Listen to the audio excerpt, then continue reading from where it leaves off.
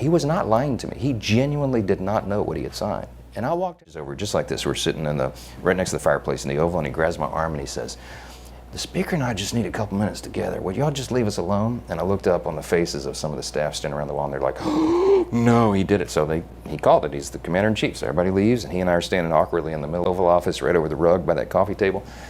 And I said, "Mr. President, thanks for the moments. This is very important. I got some big national security things I need to talk to you about that I've heard, and I think you know, and what do we do? But first, real quickly, Mr. President, can I ask you a question?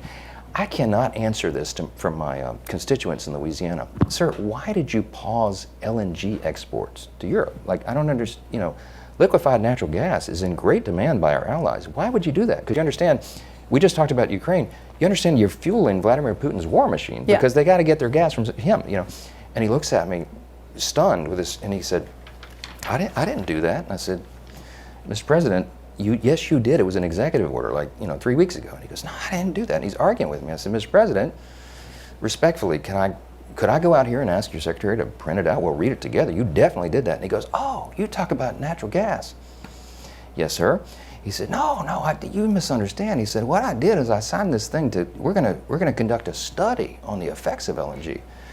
I said, "No, you're not, sir. You paused it. I know. I have the export terminals in my state. I talked to those people this morning. This is doing massive damage to our economy, national security." It occurred to me, Barry, he was not lying to me. He genuinely did not know what he had signed. And I walked out of that meeting with fear and loathing because I thought, we're in serious trouble. Who